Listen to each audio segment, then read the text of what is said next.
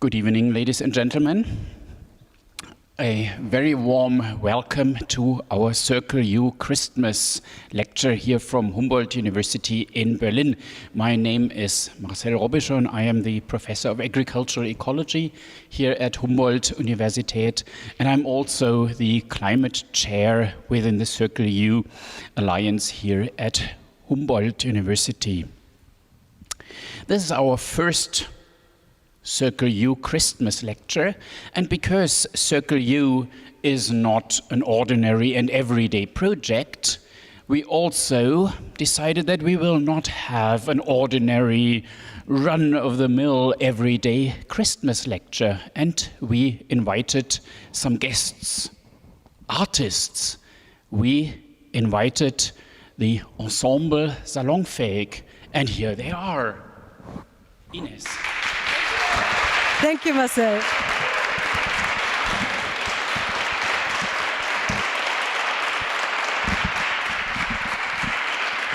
First click. Ah, yeah.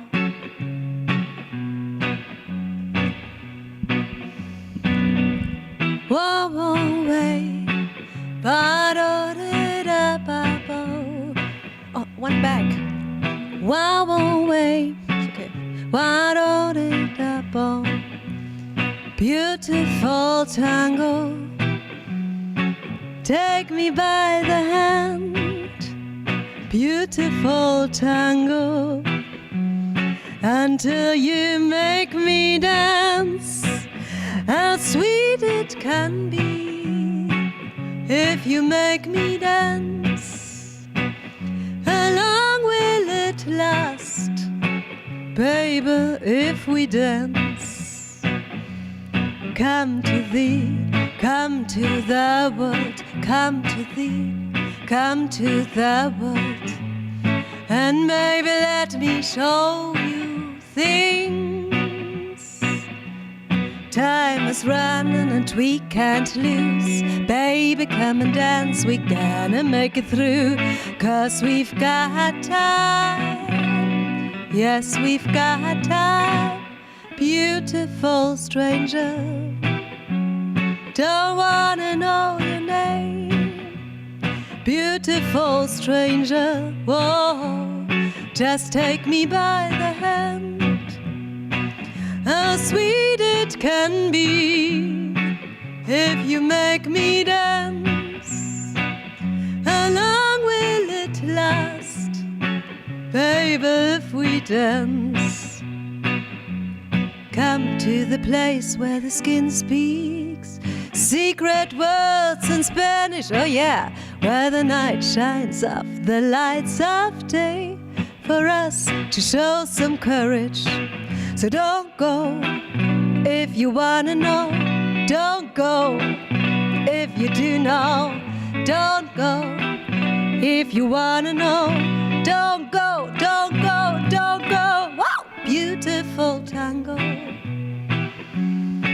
take me by the hand, make me dance all night, until I take the chance. 'Cause I love the way you move, and the way you take your hands on my hips and moving while you take it slow.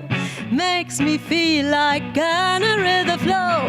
'Cause we've got time, oh yes, we've got time. Beautiful stranger, I wanna lose myself. Beautiful stranger, whoa, in the danger of your arms. Beautiful stranger, oh, I wanna lose myself. Beautiful stranger, oh, in the danger of your arms. Oh,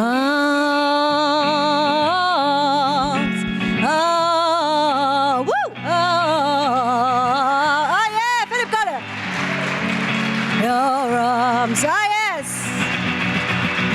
Tripping on you, baby, got me tripping on you now, now, now, now. Tripping on you, baby, got me tripping on you now.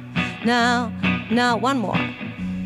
Tripping on you, baby, got me tripping on you now. Tripping on you, baby, got me tripping on you now. Dankeschön. Ladies and Gentlemen, Philipp Golle und Milorad Čakić. Dankeschön. Ja. Hallo Marcel. Guten Hello, Abend. Ines. Hello. Hello to everyone out there. Hi. Great that you joined in. In particular, our colleagues from the Circle U network Yeah. in Aarhus and Oslo, in London, in Paris, in Louvain, Everywhere. in Vienna, in Pisa, in Belgrade, and in Berlin. Did you forget someone? No, Okay. I don't think I did. We hope that we didn't forget anyone, but in our hearts we think of all of you and we think just the best things and whatever. Yeah. And We do. yes. We're happy that we have some people here, not very much, but just some. But we hope that the beauty of this place will transport, because maybe we should explain shortly where we are before we explain what we do. Totally should. Yes. And we have a few pictures. I think they've shown up before. So what you see here is what we saw yesterday. And today. And earlier today. Yeah. So that is the Campus Nord of Humboldt-Universität in Berlin. And the building we are in is the Tieranatomisches Theater, the historic lecture theater where veterinary medicine was taught, and where in particular animal anatomy was taught. It is a beautiful historic lecture theater, Yes. and I hope you all will be here. It was on my bucket list to play here. It was absolutely on my bucket list to play with my ensemble here. So Marcel. And it was on my bucket list Yes. to deliver a lecture here. So for us, it's an amazing evening, and we are happy that you join in. Yeah, that's the place where we're at. Do we want to explain what we want to do? Because it's not a Do usual we lecture. explain that? Yeah, we explain that. We won't throw them in the cold water? No. Explain that. I mean, you know, you join the YouTube channel of the Humboldt-Universität zu Berlin, and you might expect a lecture. And I can understand why people expect that there's a professor, it's a university place. So yes, we have lectures. But let's say we have a little bit shorter lectures, and in between we have fun stories Art. and music. Okay, or art, whatever. I call it fun stories and music. And what we try today, and why we chose the lectures we chose. I mean, it's your profession, speaking about trees, right? It is. Yeah. And my passion. Yeah, I can. Yeah, well, you know, when we decorated, we just discussed the names, the Latin names of all the flowers here. It was very interesting, very fun. Eucalyptus globulus. Yeah. We have to go back and to explain that. This year, Christmas, we all need some break, we all need some holidays, some peace, right? But it might be sometimes a little bit difficult between the youth that goes to Fridays for Future, older people who might be wishing back their childhood, and everyone comes together, has his and her needs, and everyone prays that this will not escalate. And that no one will explode at the Christmas table, right? Hopefully not. Hopefully Nobody not. knows. But if you have a moment where you think, this is an explosion I can't have right now. I mean, there are some explosions and some discussions that need to be, that people need to talk about. There are subjects where we need to talk about, but not about everything. We shouldn't argue about everything, right? And that's why we thought we help you to figure out subjects to really change the subject, to make kind of a U-turn on your Christmas table, you know, in front of the Christmas tree. Someone is saying something like, all the woods are dying, and they are, right? They are. Yeah, they don't feel well. We would like to propose some subjects you can use to change the subject at table. And we hope that might help. And we hope they might be also be interesting. So, and also if you don't know what to say to Granny, you know, maybe there's a story or two that you can tell Granny after this show. Did I forget something? No. No. I don't think so.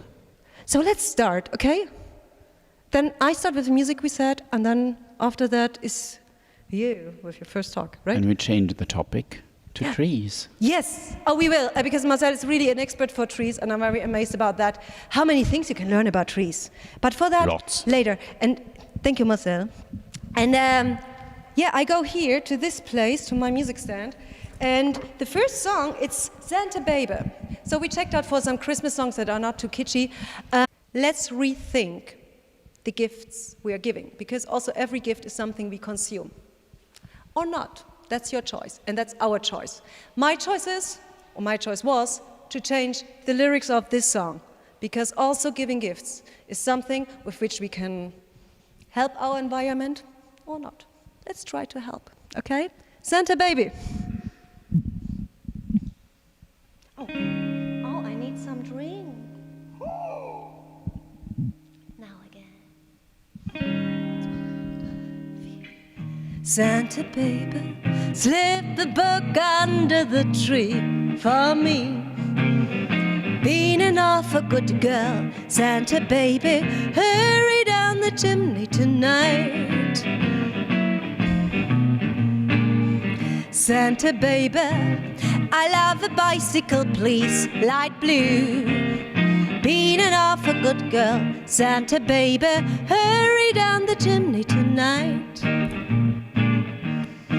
Oh, think of all the fun I missed. Think of all the fellas that I haven't kissed. Next year it could be just as good if you check off my Christmas list. Santa Baby, I want some lovely people around this time. Being an angel all year, Santa Bunny, hurry down the chimney tonight. Ah, yeah. Santa Baby, one little thing I really need, some traveling options that are not poisonous, yeah. Santa Baby, hurry down the chimney tonight. Come and trim my Christmas tree with some decoration. They are old, but they're from Tiffany. I really do believe in you. Let's see if you believe in me. Santa cutie, and fill my stockings with some perspective for next year. Tell me we will be fine, Santa Baby, hurry down the chimney tonight once more. Santa honey, forgot to mention one little thing, a ring. And I don't mean on the phone, Santa honey, hurry down the chimney, hurry down the chimney, hurry down the chimney tonight. Dankeschön. Milorad Čakić. Schön. Dankeschön. This is the point where we ask Philip to go on his place, because one thing will be unusual with our lectures. There might be some interruptions from the side. Philip, do you come in? I show you your place. So this is the beauty. You're dressed? That's good. Finally. This is the beauty who did the hula hoop. It was amazing. Darling, I hope you still recognize me. This is me. Hi. Without the hoops. Exactly. Yes. Looks a lot skinnier without the hoops, right? Okay, Philip, we would like to have your competent comments from the side. Would that be possible? It's possible. Could you, and I come to you.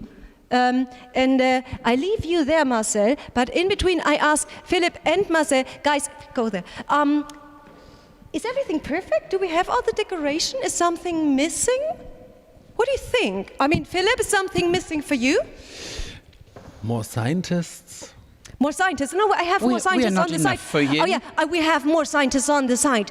Madeleine Walter and Silke Vogt-Teuke from the Naturkundemuseum Berlin. They are here. No, but what else? Is there something else missing for you? So it smells like Christmas. It looks like Christmas. Yeah. I'm missing reindeers. And I mean, a little bit, this Christmassy smell of freshly baked cake or whatever is missing. Admiring it. That's true. That's true. I think we have to put on your microphone. I think it's on. Okay. And you have something about smell and trees, Me? right? Yeah, you have Oh, something yes, I about do. Christmas, smell and tree. And you know, I go to the site and comment from the site. And you tell us the story about the... Ladies Well, I and can- gentlemen, there's a gingerbread tree. There is indeed a gingerbread tree. And one of the things we all love about Christmas are the aromas, the scents that will always bring us back to the Christmas time. And if we have a look at maybe the next picture, you'll see a beautiful carpet of fallen leaves in the autumn. And when I go with my students to the botanical gardens or to any other park in the right time of the year, which would be, well, in the fall, in October, November, which is a beautiful time when you can shuffle your feet Yes. through the autumn leaves like that. The autumn leaves. Sorry. And then I will ask them, how does it smell? Yeah, I was with Marcel at the Botanische Garten, and it is really amazing because it really smells like a German Christmas market. If you want to know how a German Christmas market smells, you have to pick up the leaves. Really, Philip, can you imagine? You pick just up the leaves and you smell on the leaves, and they smell like Christmas. It's incredible. Well, That- at first said he's shuffling with the leaves with his feet, and then he's smelling it. You first have to shuffle them and then to smell them? Not necessarily. Well, it needs a certain temperature, certain humidity, and often the trees that are at the lower level, they have more humidity in them, and then you can smell it better. I forgot to introduce the tree. It answers to the name Cercidiphyllum japonicum, Yes. and is known as the caramel tree. In German, the Lebkuchenbaum. Lebkuchen for our international audience is have a them over gingerbread. there. Actually, a Lebkuchen is this. This one, And- and the big one, the hearts are also Lebkuchen. Yes, People- indeed, they are. Yeah, They yeah. are. Or l'arbre à caramel. And this is what this tree smells, much to the surprise of our students, with whom I do these excursions and field trips in the gardens. And then they want to know what makes that smell. This is not like your ordinary autumn scent you have in a garden. Philip? It's something special. Philip, do we want to tell Marcel that he's holding chocolate in his hand right now? That's true, and then it's going to be all over you. You know, if you don't want, I think that's fine. Sorry. I mean, it's the Protect. first time for all of us to doing something like this. So, yeah. But you're right. It is not this the first time I got chocolate on my hands. And well, they want to know what actually makes that highly unusual scent. And it is a compound that is called maltol. It's an organic compound that is very much used in the food industry because it does enhance all sorts of flavors and aromas, and it has a remarkable aroma itself, the very same that we perceive if we walk under a Cercidiphyllum japonicum or caramel tree in autumn. If you, my dear colleagues and students of the Circle U universities, come at some point here to visit us in Berlin, I can show you the very tree just outside this building. So make sure you are here in autumn. Okay. Yeah. And in the Botanic Garden, you said, there is a tree like that, right? And I mean, right now there are Christmas markets as well, very beautiful ones. You could go, I mean, or the tree or the Christmas market, that's your choice. But Marcel, you're here to speak about other tree subjects, right? I am, because if I was to change topic all of a sudden, Yes. you know, if the conversation becomes somewhat uneasy, if I don't want to talk about this or about that, then I really like to change the topics. And I have a few pet topics that I like to change too. Giant ground sloths, dinosaurs, all sorts of things. But by far my favorite is trees, because there's such a variety of stories that are tree related. You can always give your conversation a turn, a dendrological turn. And on top of that, I am the climate chair in our university alliance. And we know that the forests have a very strong link to our climate. And that's why I'm interested how we can preserve the forests, how trees grow, and how they create a sink for carbon and perhaps for carbon dioxide, and perhaps contribute to preserving our climate. Pioneer trees. Of course I like pioneer trees and I'm interested in pioneer trees. We are doing work that is pioneer in our University Alliance. We are starting something. And at the very beginning of a project like that, you need a pioneer. But also at the very beginning of a forest, you need pioneers. And the group of trees that are really an example for that are birches. Well, I'll come to that in a moment. And when teaching about trees, talking about trees, I like to quote this man with a funny hat. His name is Friedrich Wilhelm Leopold Pfeil, and at least, or perhaps those who are in forestry, in the forest sciences, might have heard his name, because he is one of the founding fathers of forestry and forest sciences in 19th century Germany. And he's usually quoted with the line, "Ask the trees how they want to be grown. They will teach you better than the books will. Talk to the trees, they will teach you." So ask the trees. And that is what I actually do in my research. And that is what I encourage my students to do, ask the trees. I hug trees. I love hugging trees. I stand there sometimes for hours and days. I love you. Really, you do? You should practice. Very good. No, I wish, but it sounds like a meditation that I can actually handle. So what is it's your not talking back? No. What is your favorite tree? My favorite tree is the. A tree that just name one. in German. No, but that one. also I just know one until now. I know the caramel tree, right? And now I know something about pioneer trees. But you're gonna show me this one too, right? Oh, very much so.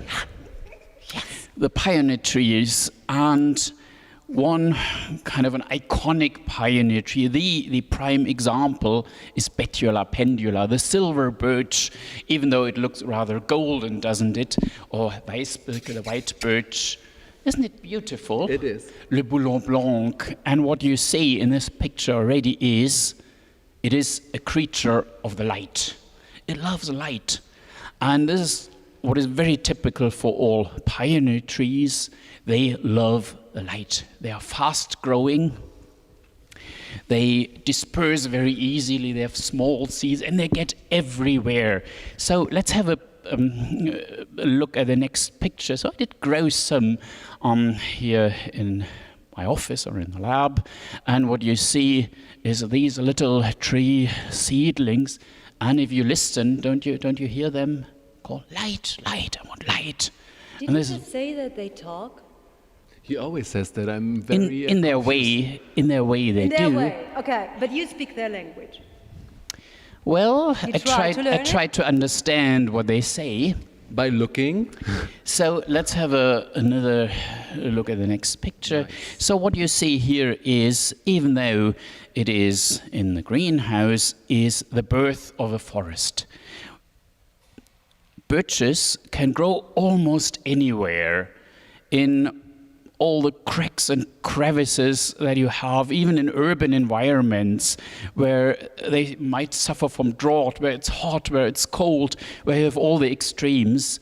Pioneer trees can stand it. Let's have a look at the next picture. Here we have a beautiful one, small one, which just grows out of a pavement.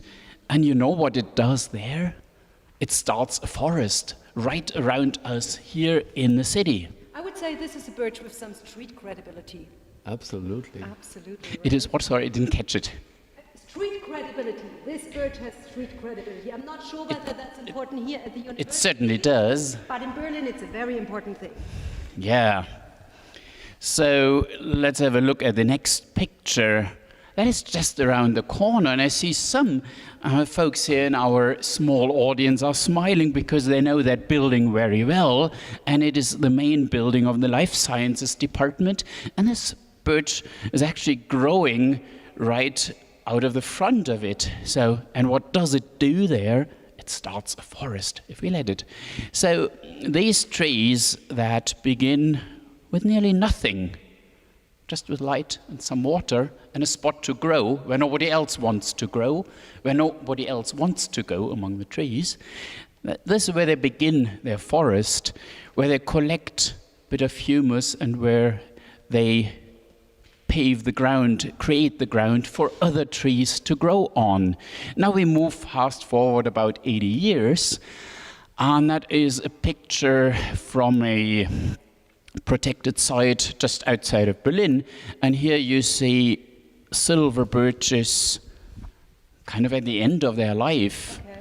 And look, other trees are growing underneath them, and it's much, much darker underneath them. So usually you will see birches being shaded out by bigger trees, by those who profit from them having prepared the ground to grow on. So why is that important? We see a lot of forests suffering these days from effects of climate change, from drought, from all sorts of adverse effects. So the pioneer trees are the one who can cover those wounds that might have been created by drought, and they can start this whole cycle of forest development again. How long would I have to wait for the pioneer tree to die?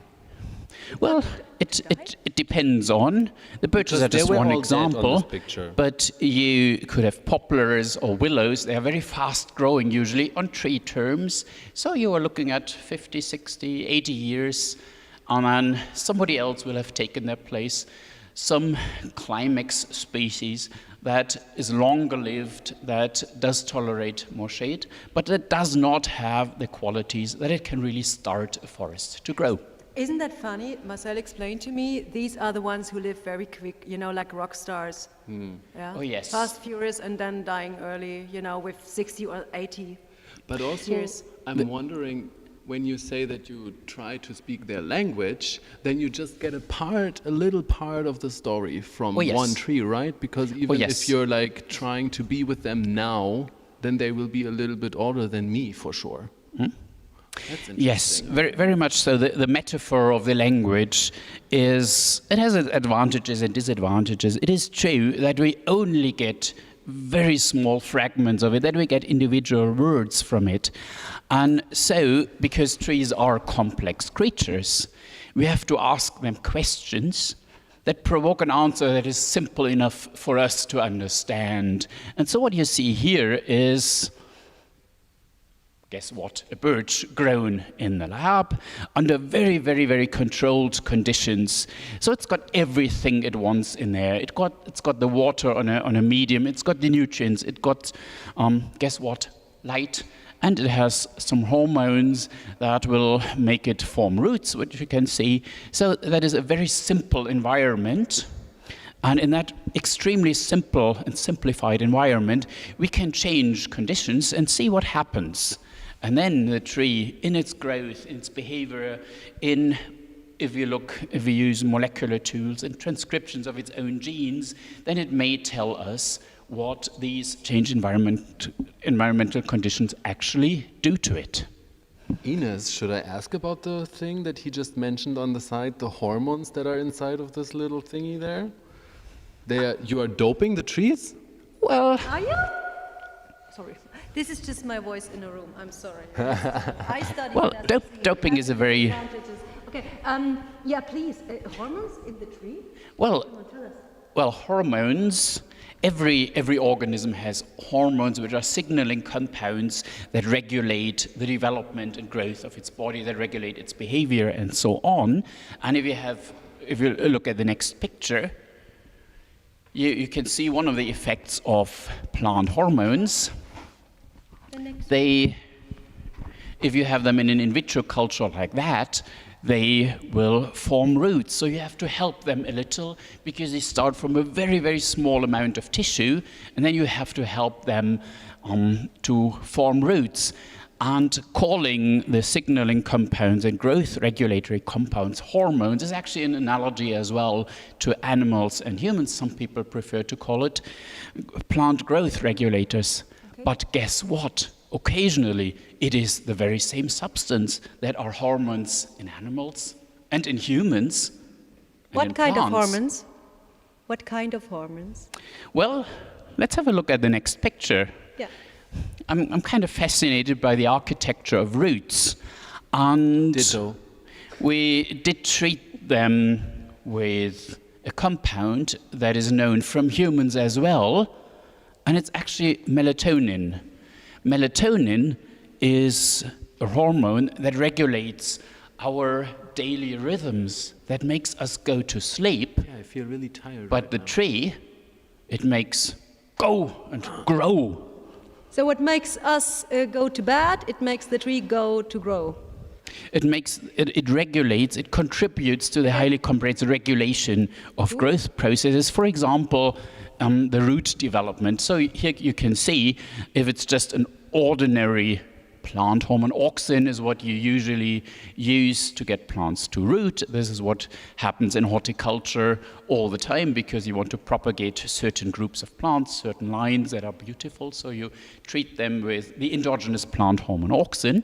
But if you do it different and you feed them what we perceive or what we discovered first as an animal or human hormone, then you see they create a very, very different root. Just one single strong root with a lots of side roots, whereas if you feed them the auxin, it looks very different. And as you say, Philip, it's just fragments what we understand. It's like little words, but the whole text is very, very elaborate. It's like just a note. One of these compounds is just a note in a symphony or in an opera. And also, many little stories make a big book, no? Oh, very much so. Very much so, the Book of Nature. Very poetic, Philip. And I like the metaphor of talking to the trees and of the talking trees. So let's maybe have a look at the next one. Oh, peppermint. No. It almost looks like it. Well, peppermint is a very highly aromatic plant, and this is a highly aromatic tree. There is a group of birches that are rich in a compound called methyl salicylate. And all of you have probably taken up a very closely related compound, and that is aspirin, salicylic acid, which is soluble in water. But methyl salicylate is a volatile compound that is emitted by plants. And guess what they do? Why does a plant emit an aromatic compound? In that case, it is a signal. We had the endogenous plant hormones a moment ago, where one part of the plant signals to another certain aspects of development, and development is regulated. But often signals go from one plant to another, and methyl salicylate, which is very rich in this particular tree here, I'll say in a moment what they are, warns the neighbors of pests and pathogens and diseases. So it kind of says, hey neighbor, watch it. There's a hungry insect coming. There's a fungus that wants to infect us. And this group of birches, these are sugar birches from North America. And so they hear it through the grapevine, kind of. In a way they do. In a way they do. Wow. And in fact, all plants do that. Oh. Every single plant has this signaling system. So why do I pick such an odd thing as birch, a Japanese or American birch?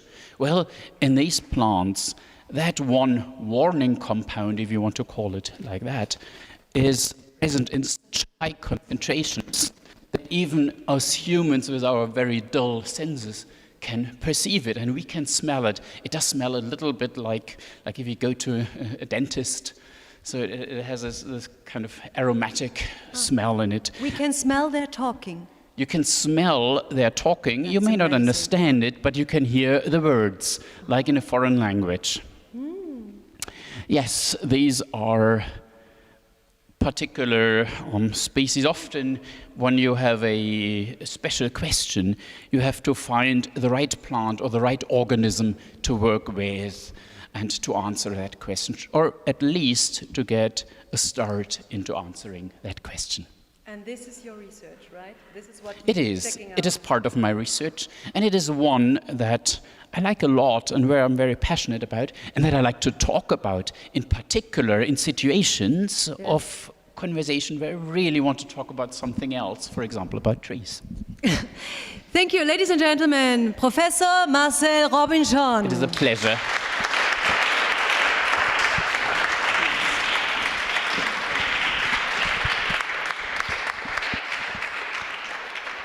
Should I tell the audience that you have a birch collection? But they're very small. They're very small birch collection. Yes, they are. Okay. They're sugar birches, they're Japanese cherry birches, they're golden birches, they're iron birches. Next year with our next show. Okay. What do you think? One German Christmas song, we should have that, right? We should. One. We're in Berlin. We are in Berlin. And it's winter. So. Do I also get to vote for this one? Huh? Do I also get to vote for this one? Yes. One German song is okay. One German song is okay, even for Philip. So, ladies and gentlemen, it's really a pleasure for you to sing for you tonight. Sind die Lichter angezündet? Was? Ja, doch, ne? The problem is, Christmas songs is a thing. You sing kindergarten, and then it's just this block of songs, and you just sing through them. And I don't even have to learn lyrics, because these are the songs I know. And sometimes you think, was it Stille Nacht, Heilige Nacht? Was it leise rieselt der Schnee? Was it Sind die Lichter? It is Sind die Lichter angezündet, ladies and gentlemen. Oh my goodness.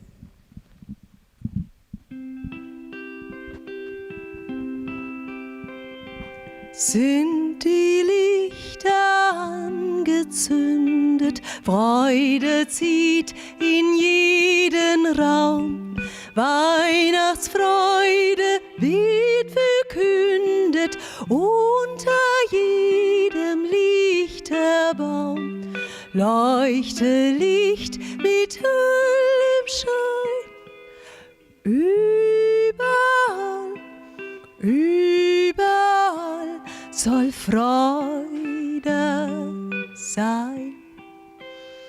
Süße Dinge, schöne Gaben gehen nun von Hand zu Hand.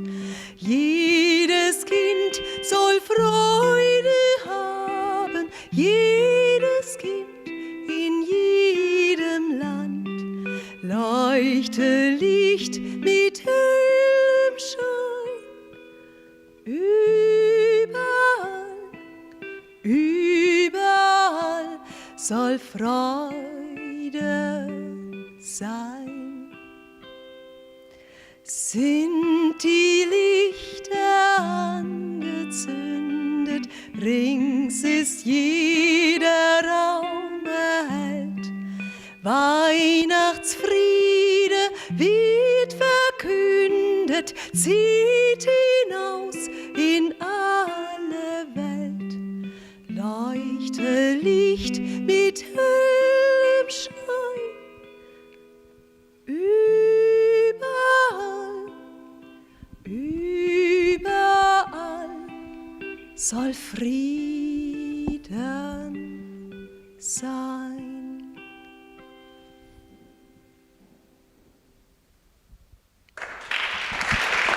Dankeschön. Milorad Čakić an der Harfe. Ja. Yeah. Thank you. Thank you. Thank you. Marcel, come on. We have to be the opener for the next, so that was enough Christmassy. But it was not enough. That was the point where I was supposed to cry because the song was so sad. It was a little bit sad. And it was very, very beautiful. Thank you, Philip. But also I forgot my snot flag. Your handkerchief. We're in the university peace, here, peace. Philip. It's a handkerchief. It's not a snot flag. Oh, wrong note. Okay, handkerchief. I forgot my handkerchief. Sorry, guys. And I was supposed to put the tear away next time. Okay, if someone gets very emotional, Christmas, and puts out their handkerchief, we have to show the people, I think, our ideas for a U-turn. Well, yes. You can change topic immediately. Well, first of all, tell them don't take a tissue, take a handkerchief tree, take a handkerchief, and then you can say, well, they don't grow in trees, but handkerchiefs may grow in trees. But a handkerchief is really a thing. Can't you believe? It is a thing. It is a thing. Yeah. And it's a beautiful thing. It is a thing of beauty. It is. I mean, it has beautiful beautiful flowers. Can I say flowers? Well, they are flowers, strictly speaking. What you see, they are not the petals of the flower, but they are just the showy leaves that are growing around it. But flowers is okay. We have another picture of the flowers. We have another picture, yes. Yeah, closely. Well, Davidia involucrata, the handkerchief tree, the Taschentuchbaum. Looks like a handkerchief, right? L'Arbre au mouchoir. It is a beautiful, beautiful species, and those of you who are in horticulture will certainly know it. And wherever you go in a park or in a garden and you see that tree in bloom, it is a stunner, isn't it? Yeah, it is. And so, well, Davidia, the name implies that it is from China. It was discovered by Père David, who also discovered the panda, no less. Oh! Yes, indeed, he did. And he discovered many beautiful things, and including Davidia involucrata. So there's another fun fact for you. The person who discovered the panda also discovered the handkerchief tree. So if you need, another go into the handkerchief tree fact, there's another one. He also discovered Père David's deer, but we agreed not to talk on deer. We do a deer next show. Year. When we do next year another show, then we speak about this. We'll talk the about deer. deer. Okay. Anyway, back to Davidia involucrata. It is a thing of beauty, as I said, and so somebody working on trees like me, what do they do? Want grow. And so I went and collected. I got from a friend some of these seeds. These are seeds. These are the seeds. These are the fruit, and they have the seed inside. They're kind of the size of a ping pong ball, and they have a really hardy, woody seed inside. Dangling ping pong balls. Alrighty. Philip can remember that, I'm sure. Yes. Okay. And so, if you want to grow a plant and you want it to germinate, like it worked beautifully with the little birches, then what you do, you water it, and you heat it, and you chill it, and you do all sorts of things until it germinates. And? Nothing. No. I completely failed. You weren't successful with that? I was absolutely unsuccessful. So I tried lots of things to get it to germinate.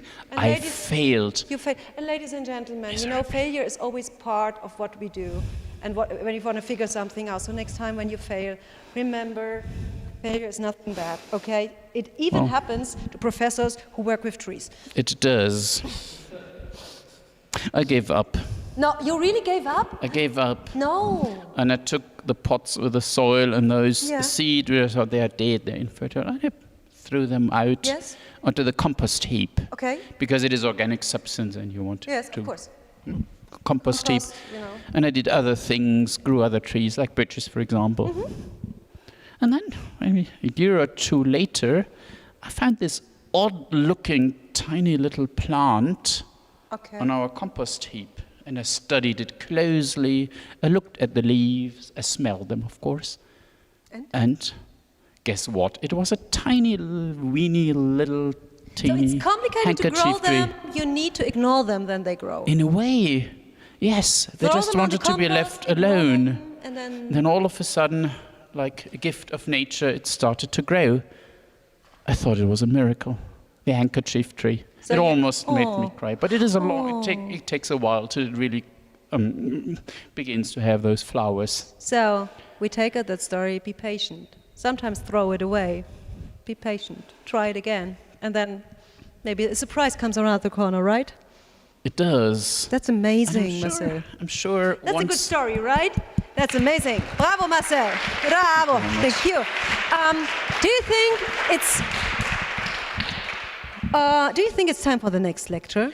I think it's time for the next lecture and for the next tree. And for the next tree, it's unbelievable, but we really have an expert for hybrid larks. And I have to say something about it. When we prepared this presentation, you can come down already. Please.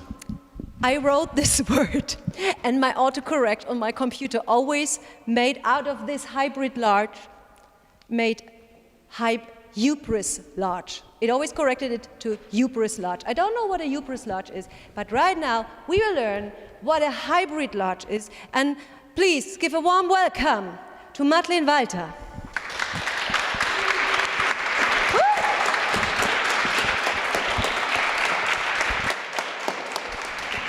So, thank you for the introduction. So, I will give a talk about hybrid larch, and it's a talk about a forest coming from a lab. So, and this is also a get-together story between tree breeders and biologists. And it will also be a story about sex, so plant sex. Yes, we'll learn something about this. And this story has two parts. And the first part begins with some tree breeders in the early 20th century. And they looked out for pioneer tree species to plant on deforested sites. And they come up with the idea to cross these two species. This is European larch, native in the Alps, and the other one is Japanese larch. And if you cross two species, you get hybrids. And in our case, of course, we get hybrid larch. Aww. This is a tiny one. And the tree breeders carried out some tests with this plant material. And this went quite well. So hybrid larch, no, please back. Hybrid larch even grows faster than its parental trees, and it's very tolerant against droughts and pests. Oh. So this would be a very good starting point to build up resilient and productive forests. But there's one big problem with the hybridization, and that's a problem because larch is pollinated by wind. Here you can see the male flowers of Japanese larch containing the pollen. And the pollen has to find its way to the female flowers of European larch, looking like that. Oh. Yeah, very beautiful and a little bit pinky. And yes, how can one be sure that the pollen of a selected father tree would dust the female flowers of a selected mother tree? Because this is one key of breeding. You select the parents with the best properties and combine these properties in the next generation. So how to make this with a wind-pollinated species? The breeders had a smart idea.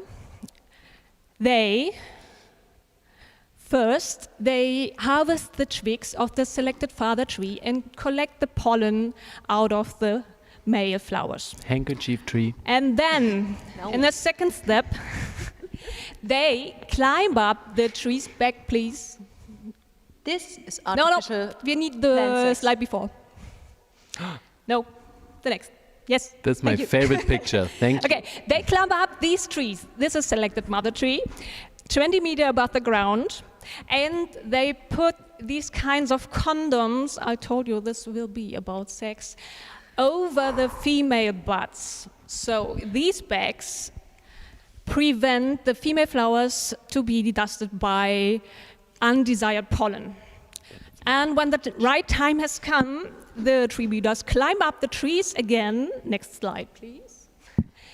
And they carry with them the pollen of the selected father tree. This is the yellow stuff inside this injection. And with this thing, they dust the female flowers inside the bags. So there are people who going to so they climb up the tree, and first they collect the male pollen, and then they climb the other tree, and then they make artificial sex with the female tree, and then they put the condom over it, right? Or no, they did that before, right? Yeah. Yes, but they have to climb it again and again. How often do they have to climb?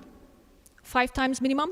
No, but they are high. And I guess they have professionals for that. So they have you need professionals for climbing trees and having sex. Okay. That would be my sentence. Yes. So then they have to wait a few months, and out of the female flowers will develop the cones, and then they have to climb up the trees again and collect the cones. Oh my goodness. So this is a large cone, and inside this cone is now the hybrid seed of the best performing parents. Here we have a look inside a seed, and the slightly yellow structure in the middle is the embryo. And out of this embryo will develop into a nice and successful hybrid plant. So, as you can imagine, this method needs a lot of human resources. Resources. thank you, resources. Yes, that's perfect. And it's, of course, quite expensive. The slide before, please. And the seed is therefore quite rare and expensive too. So this method will not meet the demand for plants we need for afforestation.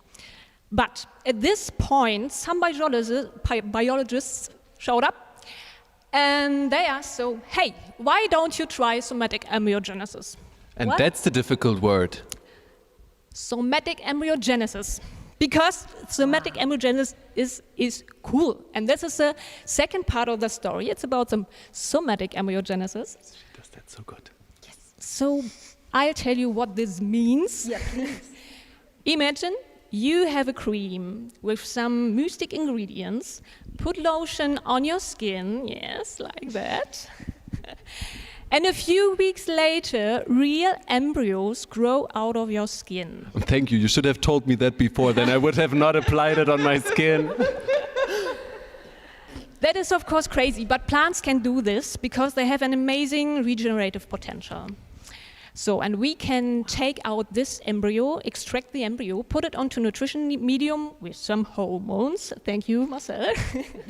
And out of this embryo will grow another embryo.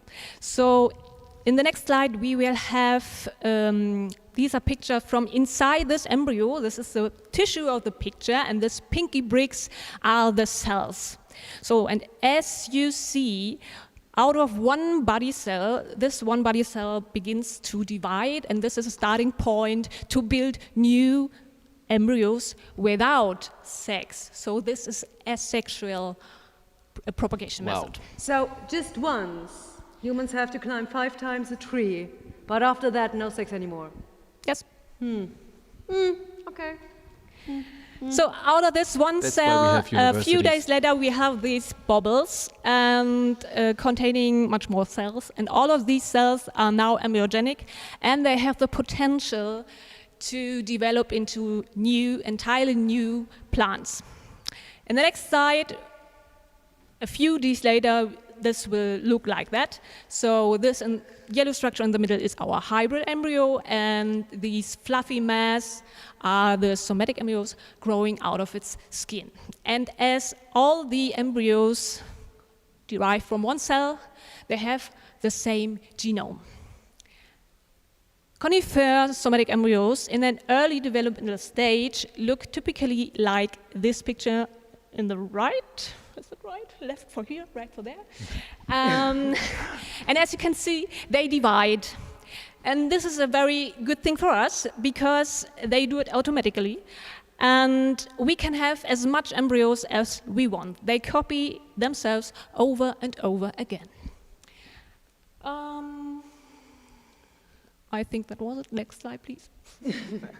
Okay, these white mass contains hundreds of embryo, and we can ensure that these embryos stay in this early developmental stage. And in addition, it is possible to store these embryos for a long time in liquid nitrogen. And we did this at the Humboldt-Universität for several conifer species. And now we have a quite big clone bank that we will use for future experiments, of course, to produce plants and to store these genetic resources for biodiverse aspects. So is it possible that we will have a hybrid larch invasion soon? Like the whole planet is going to be filled with hybrid larch? I don't think so, because this hybrid larch has very, it's to cover deforested sites. So, and I will tell you something about this forest growings a little bit later. So, it's a question. So, how to make trees out of these little guys? So, show you in the next slide. At any point in time, we can push these embryos to fulfill their development, and the first step is the building of the mature somatic embryos like they are in the seed. So in this plate, every little yellow spot is a somatic embryo with the same genome. And then we can convert them into these little seedlings. And at this age, they have to leave their vessels and go to the greenhouse, looking like that. Next slide, please. Cute. There. Yes. In the greenhouse, they are planted in these little plugs, and it seems they grow very well. Next slide, please. And a few months later, they are looking like this. So here you can see, you can distinguish these groups of plants, and every plant within a group has the same genome. And yes, you can. So we say it's a clone. No? Okay. And at this age, they have to leave the greenhouse and go to the tree nursery. And in the tree nursery, we have seasons, of course. They have to overwinter outside, look a little bit naked, but it's okay. They will develop needles in the next spring, looking like this. Beautiful. And this is a right age to plant them. So right now, they have to go to our test sites or in the forest. This is one of our test sites in southern Brandenburg, and all these trees are hybrid larches produced in our lab. And we are quite proud of them because this area is a former mining landscape.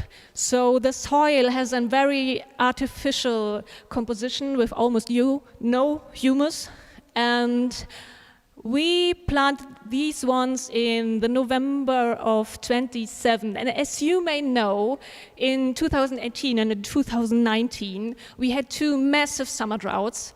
And that was very hot with only a few raindrops for weeks. And these little ones, they survived and they grow.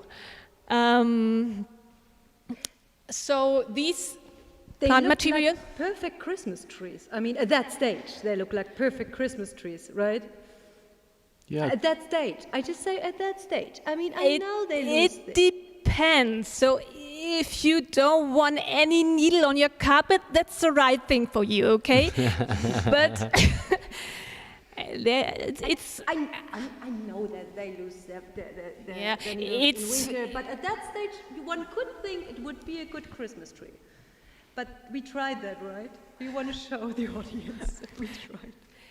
It's for persons who like the nude style. Yes, we have one. Yeah, of course. We have one. It's right there. For you. What do you think about our decorated hybrid larch, ladies and gentlemen? That's our Christmas larch. So we hope the camera can see that. Ladies and gentlemen, I present the first hybrid larch Christmas tree. Yes. It's a unicorn. So thank you, Ines, for that. Yes, but back to our trees in the test sites. So I said we are very proud of them. This is a very good starting point, a very good material to build resilient forests. These plants will grow up, and within 10 years they build a primary forest and make a shield, a protective shield, and under this shield you can then plant non-pioneer tree species and build a mixed and robust forests. Beautiful. So to ensure enough biodiversity, because we have in mind, okay, these are clones, we plan to have 20 to up to 30 genotypes for these forests, and that will be enough. Wow. So, thank you for your attention. We are, of course, a little bit founded. There are a lot of people you need to. A lot of people who help to develop those things. You, as you know, Marcel, of course, these things look always easy when we have this in this presentation, but of course, there are lots of problems with these methods, and lots of people who have to work on these to make it possible to have these trees. So, thank you. Thank you. Thank you, Madeleine Walter. Madeleine Walter, ladies and gentlemen. Oh my goodness. So, the two of you if someone, if they use this panicking at the Christmas table and it's like, the trees are dying. And I can understand that because last years it was hard walking through Berlin and seeing all the trees suffering from the drought. It was really hard. But the two of you are working on that problem, right? Working on solutions, working on a better tomorrow of that. Ladies and gentlemen, applause for our scientists here from the Humboldt-University who start solving the problem. Thank you to both. Madeleine.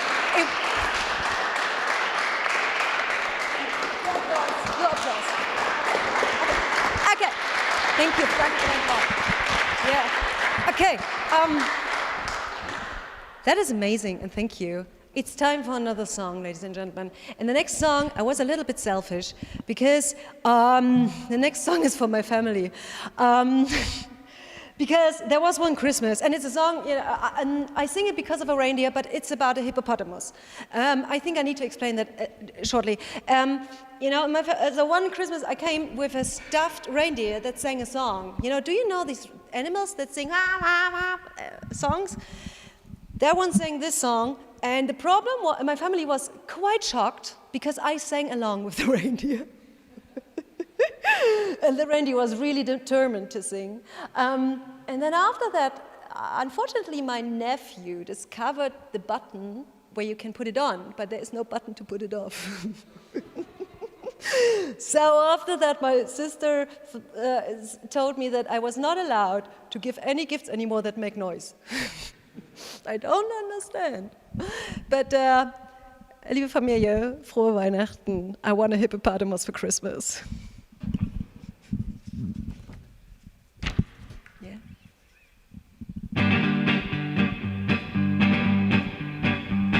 I want a hippopotamus for Christmas. Only hippopotamus would do. I don't need a doll or tinky winky toy. I want a hippopotamus to play with endless joy.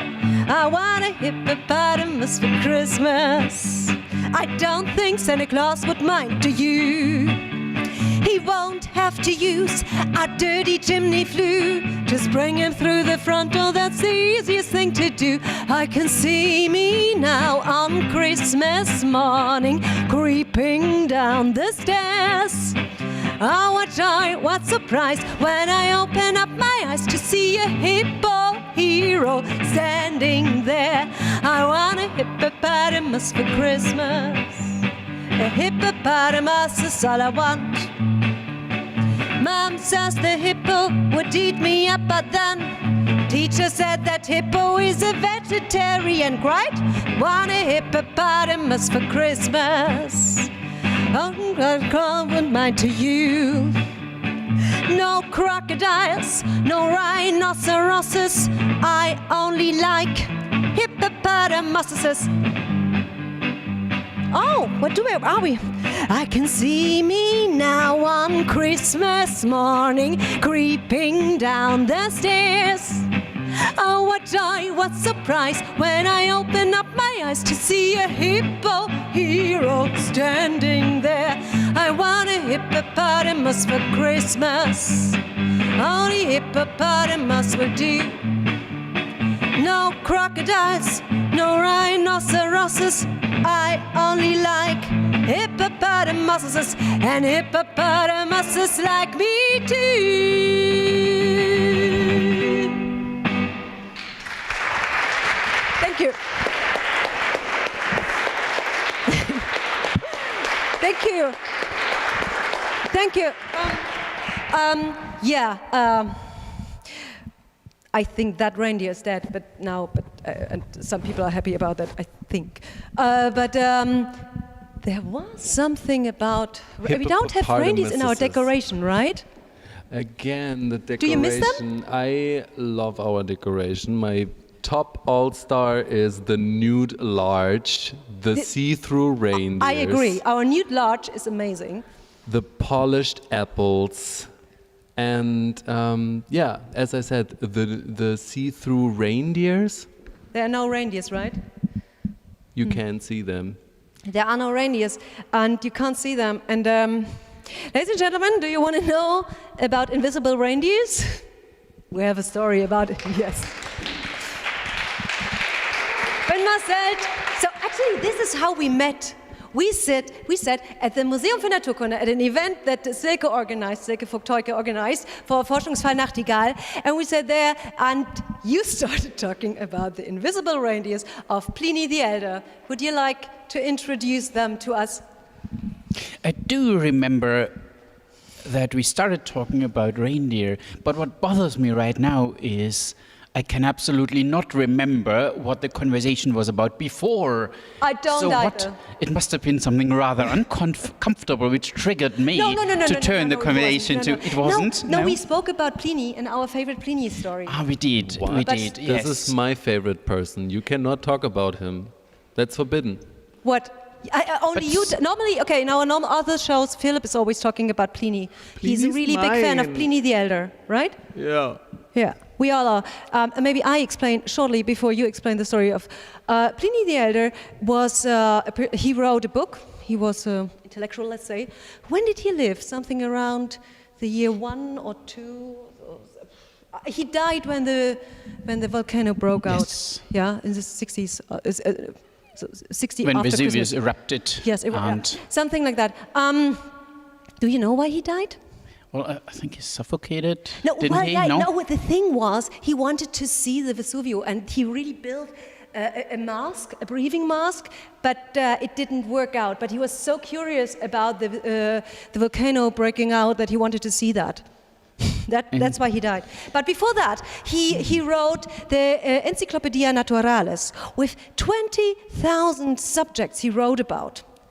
And it's really incredible. It's about werewolves, and it's about unicorns, and it's about, I think, male corpses that have their, when they float in the water, then they have their head in the water. It's not really a Christmassy subject, but let's say he has a lot of weird subjects. And one of them is what you discovered. I didn't find that with him, but please tell me. I have a feeling one day we have to go into more detail about Pliny. Yes. Now, please help me.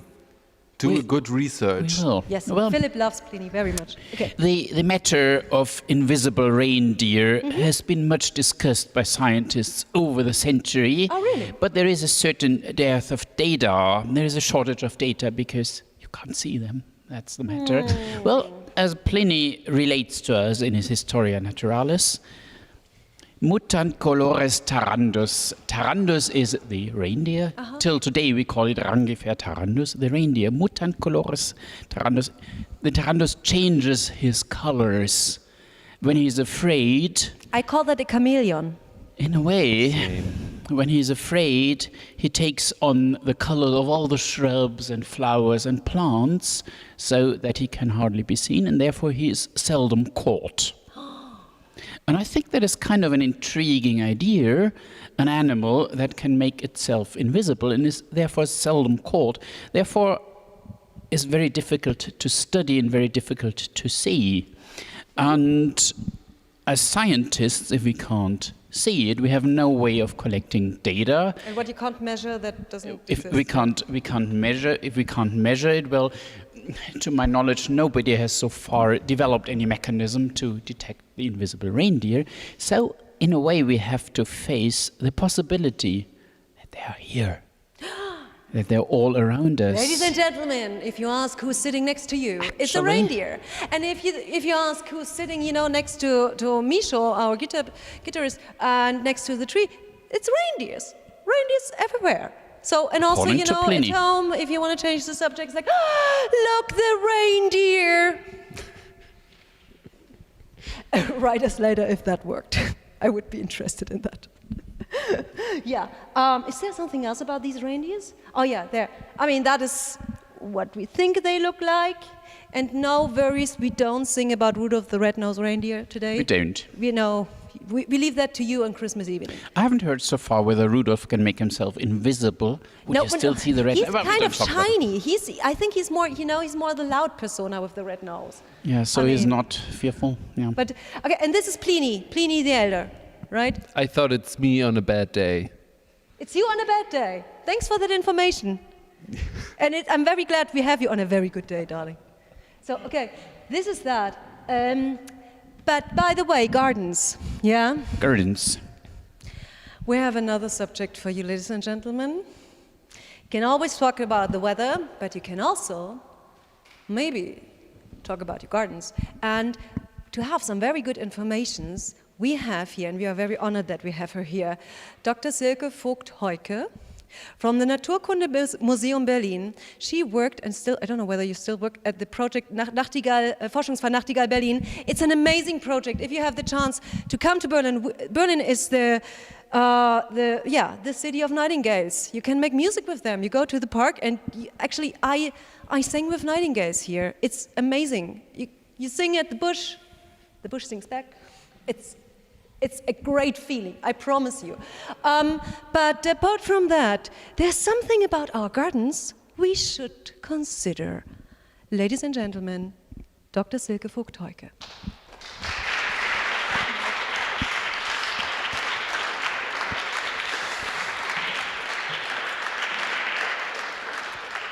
Hi everybody, hi Ines. Hi Philip, it's lovely to be here. And of course I have to tell a bit about my favorite bird first. And we have to translate because it was very shortly, we prepared that very shortly, the whole show. And then we just have the presentation in German. And we thought that it might be easier for Philip to read German. Yeah. There we go. I was for you. Oh, that's nice. It's just for me. Yes. The real Berliners. The real Berliners speak German. Anyways, but who is also a real Berliner is the nightingale. Mm-hmm. And here you can see my favorite bird in the world. It's the nightingale. And what is so special about the nightingale, first of all, Ines already told you, the nightingale is the bird species that is super, super common in Berlin. And it's actually been said that Berlin is the capital of nightingales. So not only of Germany, but also of nightingales. And let's talk about gardens. Why is Berlin the capital of nightingales? It's because Berliners are actually rather untidy. What is she saying? Berlin, the truth. What is he? I don't know. Berlin seems not to be a tidy city. But we are not talking about this beautiful theater here, and also not about our beautiful museum, and not about the Humboldt-University. Of course, we have beautiful buildings, yes. But we are talking about our nature. And what is really special about Berlin nature is that somehow Berliners decided to leave nature as it is. So gardens, parks, all the green areas are quite, let's say, natural, and natural usually means there's a lot of scruffy places, nature can grow as it wants to grow, and this also means that nightingales find a place to live. So why is this so? So you need to know, most bird species don't nest on larches or, what is your bird, not bird species, what's your trees? Birches, that's it. All the handkerchief trees. Many, many bird species are actually nesting on the floor. So the nightingale is one of those bird species. So what does the nightingale need to actually build a nest on the ground? Ground. On the ground, yeah. What does it need? Ground, yeah. That's a really good point. And ground you might find in most places, not only in Berlin, but maybe also in London or in Paris. But what else does the nightingale need? Philip? Already know, we did a show with Silke. I know, but Yes. I'm pretending not to know. Like leaves? That's a really good point. Ines, what else? Well, I think something where they can hide, right? Yes, exactly. Yes. So perfect. I see you can all remember it. Yes. So, I mean, nightingales, to build a nest on the ground, they do need some leaves, and they also need a place to hide, because if you were just to build the nest, all in the open, some predators, foxes, other bird species might find your little chicks, your young. So we do need those factors. However, one problem, most gardens in spring, do they have leaves, Philip? Not so much, because I know people who love to clean them all the time. Yeah. Exactly. Doing the garden. Exactly. Tidying it up. Exactly. So luckily in Berlin, either the people watching after parks, after green areas, but also people in gardens, they think in autumn, all those leaves, let's put them, hide them under the bushes. Perfect. Exactly. When nightingales return from their wintering areas, which are, let's test Philip, where do nightingales winter? In Africa. Yes, excellent. Well done. So you learned to nightingale, yes. Philip is a really good student. Really proud of you. So nightingales in spring, when they come back from their long journey from Africa, they come to Berlin, you know, males ready to mate with females. So I'm also talking a bit about sex here. I mean, a lot of people also come to Berlin ready to mate. Yes, exactly. And all of them need some place, you know, to live, to build your nest, to grow your young. And the first thing a nightingale male starts to do is building a nest. So when they come back from their long journey, looking for bushes in many, many cities, for example, in the UK, nearly any bushes, all parks, green area, grass, short, no bushes to hide, and no leaves on the ground. Problem, what's happening in the UK? Ines, do you know? Well, I know they like their English gardens, right? Yes, exactly. English people like English garden, but this is a huge problem for nightingales. So over the last 60 years, nightingale numbers in the UK have actually dropped over 70%. No. So nightingale numbers have really gone down. Oh no. And this has to do with the gardens, the English gardens, all these clean, nice English gardens, no nightingales. In Berlin, however, nightingale numbers are actually growing. So currently in Berlin we have around, well, we have an estimate of over 6,000 nightingales in Berlin, and numbers are actually growing. So more nightingales are coming. That's amazing. It's really amazing. Yeah. And this has to do directly with our scruffy nature, with dirty Berliners, with Berliners that don't like to garden too much, but just leave their gardens as they are. And I would like to show you now, because we've talked a lot about, next slide please, how a nest looks like. So this is actually a little nightingale nest. And talking of invisible reindeers, nightingales, if they are hidden like this, under a bush, on the ground, all brown and fluffy, they are actually also invisible. But what is special, and I think we should study this with the reindeers, how can you actually detect nightingales? I wonder. What is so special about them? How can you detect them? Well, I would say you didn't really tell us why you love them so much, besides living in like leaves and high grass and stuff. But I think that nightingales have a very specific skill, right? Absolutely. I think this skill is quite similar to Ines' skill.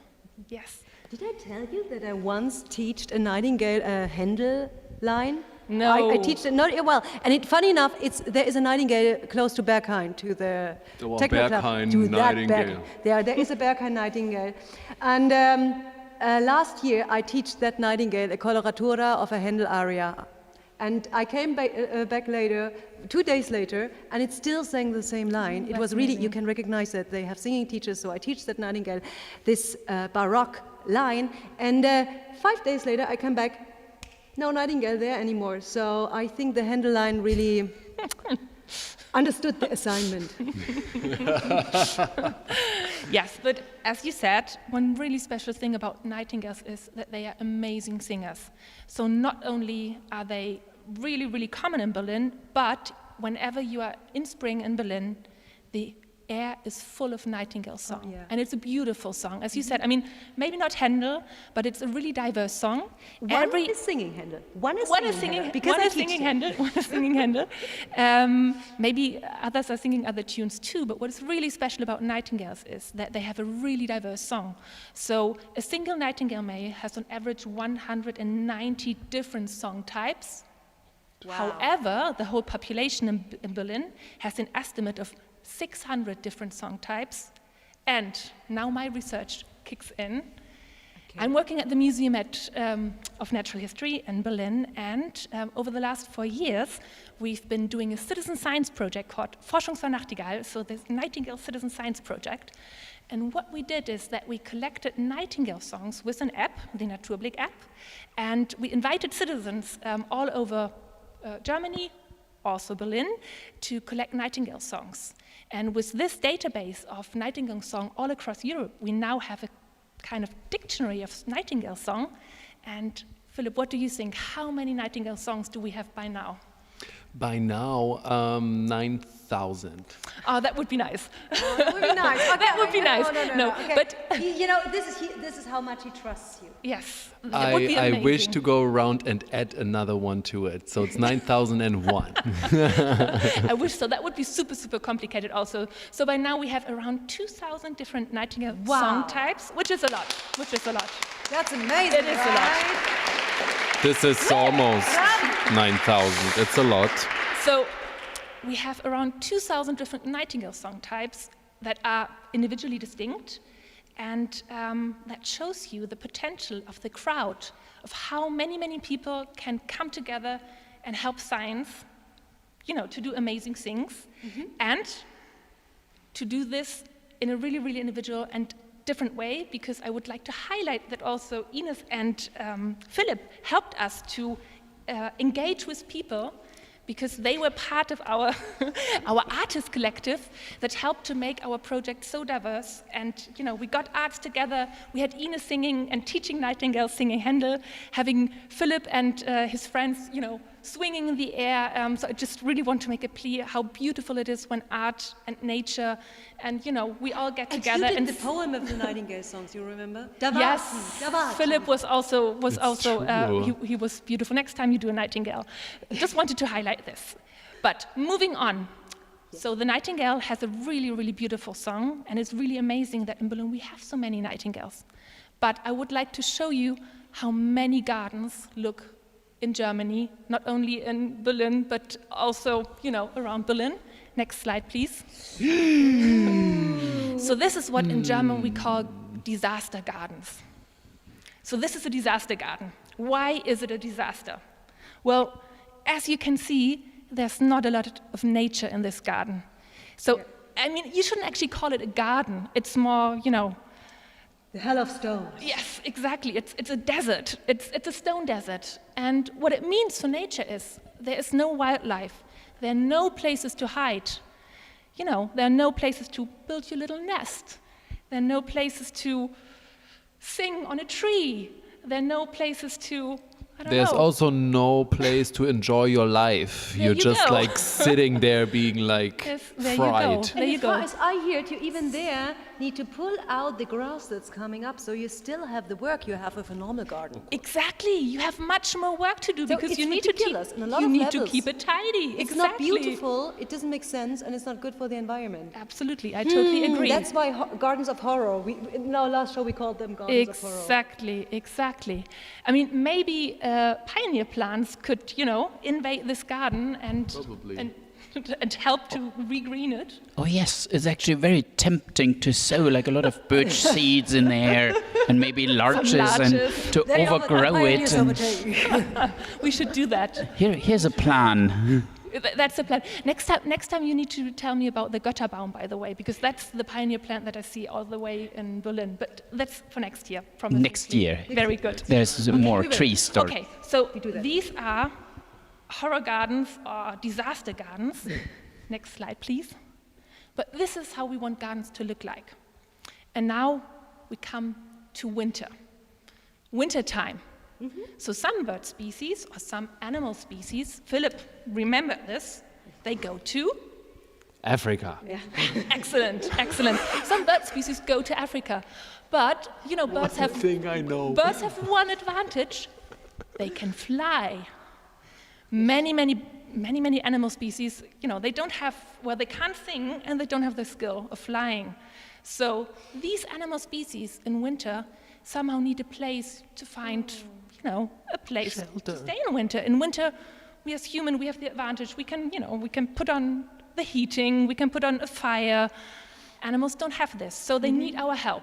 And one way to help them is having messy gardens. Again, keep your garden messy and diverse.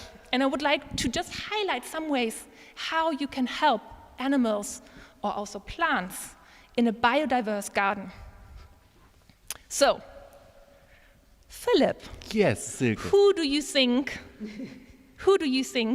stays here in winter? The Oh, that could be, but it's tinier. The squirrel. And it hibernates in winter. It hibernates in winter. Depends if it has see-through wings like the reindeer. Well, it has wings. It has wings. What could it be? Do you have an idea? Now I think of a squirrel angel. It would be a funny thing. But it's a tiny bird that lives inside of a hole. Oh no, it's not a tree. bird. It's a flying mammal. It's a flying mammal. You know, it's very funny because over there the scientists try to help us. We don't understand what it is. It's the bat, because we did the bat thing. Yeah, we did the bat. Yes, exactly. You only do the things that I know, so maybe I should open my brain. Just remember all of them. Exactly. Thank you. Okay, the exactly. bat. It's Batman. Yes. It's Batman. So these are often old trees or trees, that have crevices, and bats use them to roost there in winter. So it's really good to have those old trees in your garden. Not only tiny ones, but old ones, and keep them in your garden. Even if they don't look nice anymore, they are really, really valuable for bats to roost in that crevices. So let's have another look. Yeah. Let's look, for example, we already had this, the compost. The compost seems to be really a miracle for nature. Oh, yeah. It doesn't only grow handkerchief trees, but also some animal species use it to stay there in winter. Do you have an idea, Ines? The worm. Worms? Yes. Really? Yeah, maybe, for example. I never thought about animals in the compost. Yes, maybe for example. But do you know who really likes it? For example, toads. Do you know what a toad is? Yeah. Yeah. A frog. Yes, a big exactly. Frog. It's a big frog, basically. Exactly. They really like it. Wow. They really like it. What else can we have a look at? One last one. Maybe thinking of. No, wait. Oh, let's go here. This. I love this animal. Who really likes, those piles of woods? They also really like leaves, old leaves. Really cute animal. It's also a mammal. It sounds like a mouse or a spider. Does anyone else here have an idea? Someone with some competence? Yeah, please. Yes, that's it. The hedgehog. That's what I said, spider, we have a right? very intelligent audience. Thank you. Amazing. Yeah. It's your spirit animal, the hedgehog. Oh, that's beautiful. I now dream of a squirrel angel. A squirrel angel. But back to the hedgehog. I'm sorry. So, as you can see, having different places in your garden, and also, just leaving old leaves, trees, old trees, having some grass, anything that somehow doesn't look like a super, super neat garden actually helps animals, helps nature, helps a biodiverse world, and it makes less work. So I really want to plead and support you here at the Christmas table if you want to de-escalate Christmas.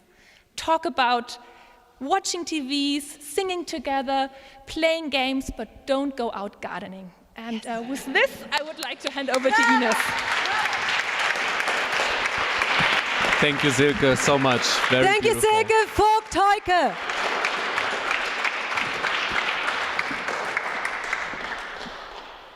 Oh my goodness. So this is what we learned. Talk about weird trees, talk about reindeers that are invisible, and do not fight about the garden. Who's doing the gardening? Stay at home, cuddle, and celebrate. Celebrate that you save the world. You save the world. You're protecting animals, not just the birds. Also, I learned at the Naturkundemuseum Berlin that you also save the insects, right? And we need to save our insects. Don't clean your garden. Have a tea or a nap. And now, we are at the end of our show. Marcel, would you like to come here and say goodbye with me to everyone? And maybe I can ask Philip and our scientists here. Well, if we have to say goodbye. We are done. Yeah, we have to say goodbye. I'm sorry. I don't even know. I think we already very long here. But God, it's a pleasure. First of all, thanks to our audience here in the room. And yes, thank you.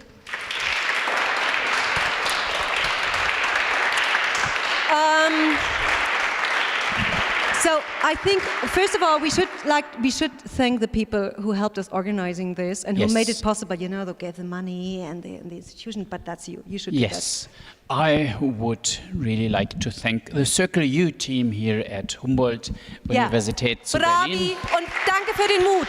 Danke. Thank you. Thank you. And in particular, I would like to thank Christian Wilhelm, who is here and with us, and who has been in charge. It was a pleasure to work with you. It was a pleasure to work with you. Thank you, Mr. Wilhelm. Here of our Circle U team is Franziska Helms, who is, I can't see in the light, but somewhere there. Thank you 1,000 times. And Klaus Wiel is here as well from the Circle U team, and we also should mention Isabel Mensching and Sebastian Margraf of the Circle U team here at Humboldt. Thank you guys, you are amazing. Thank you 1,000 times.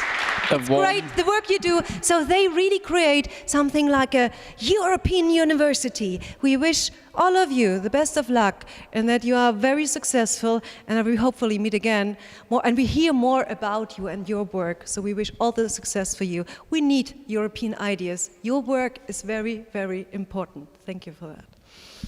Yes. Who else? We also want to thank Johan Villain, Laila Schoma and Mara Lindner of the International Department.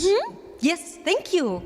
I haven't met you, but thank you. Thank you for making this happen. Well, this beautiful place here is cared for and administered by Humboldt Innovation, and in particular, I want to mention Sandra Karutz and Steffen Alkemper, who were in charge of the building. And thank you for making it happen that we can play in such a beautiful place. It's really a highlight of this year, and we had some highlights. Thank you.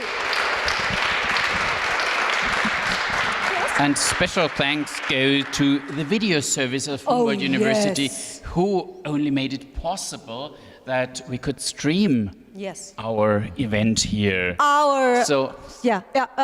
Schulz and your assistant, thank you, the two of you. You are amazing, very professional. Thank you for making this happen so short-handedly. Thank you.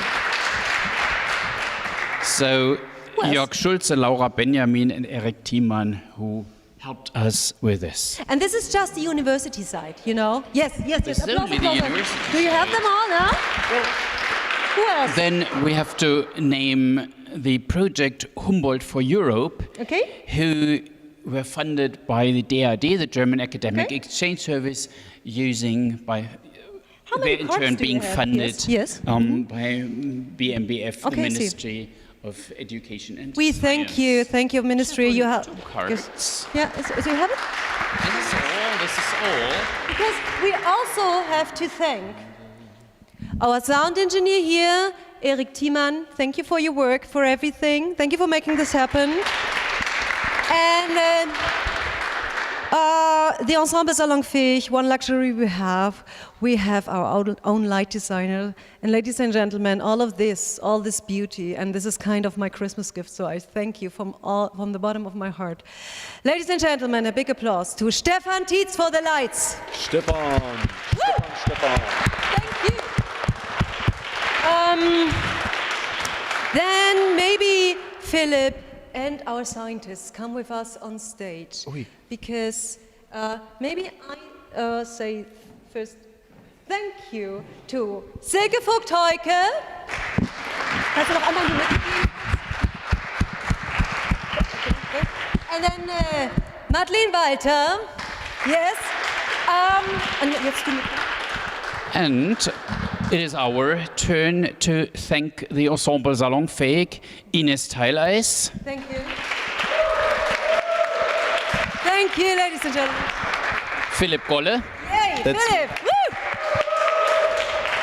And on guitar, Mišo Kaučić. Milorad Čakić. Yes.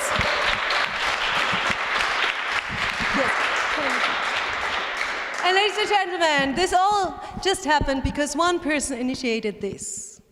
This professor, who starts you start really a new kind of science here. What is this called? What do you do? Well, I'm in charge of the agricultural ecology, which is in itself not a new science, but we are doing a lot of new things. And you are pushing this because we need, need your solutions. So these are the people who work on the solutions. We wish all the luck for you, and we are very grateful for you making this happen, bringing everyone here together tonight in a special time. Ladies and gentlemen, a big applause to Professor Marcel Robischon. Thank you very much. It was the greatest of pleasures, Ines. Thank you very much for making this event possible with us. Yes, it was it was intense, but it was beautiful. It was great to work with all of these amazing people. I really hope I didn't forget, and we didn't forget anyone. Did we? I hope. It's time for our last song. We wish for all of you, stay healthy, stay well, stay calm on Christmas. And think of some of our subjects and have a laugh and have a giggle and have a good time. And we hope to meet you again here in Berlin, here on the YouTube channel of the Humboldt-Universität zu Berlin. Ladies and gentlemen, our last song. Is that you, Santa? Oh, Opa. Oh no, that's Philip.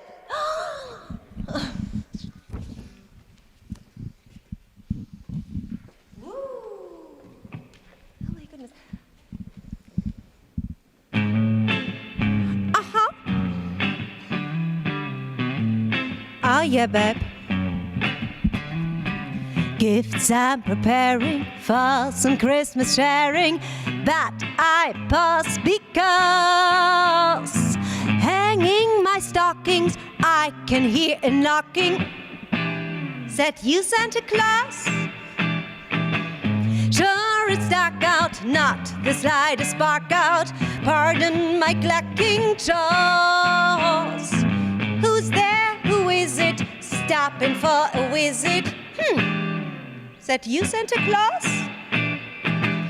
Are you bringing a present for me? Something pleasantly pleasant for me? That's what I've been waiting for. Would you mind slipping it under the door? Oh, winds are howling, maybe that's growling. My legs feel like straw. Oh, mama, oh me, my, kindly would you reply? Hey, come on, it's you, Santa Claus? Waity ba ba boo beep boo.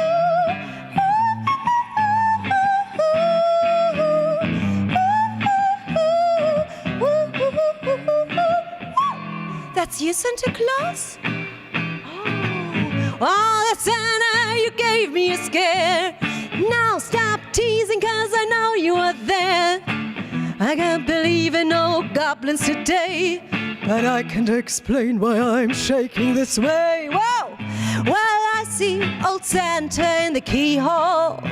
I give to the cause. One peek, I try there. Oh! There's an eye there? That's you, Santa Claus! Woo! Bye! Danke, Misho! Danke, everyone! Yeah, komm, steh. Steh. Yeah. Bye-bye! Outside. Bye-bye! Thank you for everything! Ciao, ciao! Be well!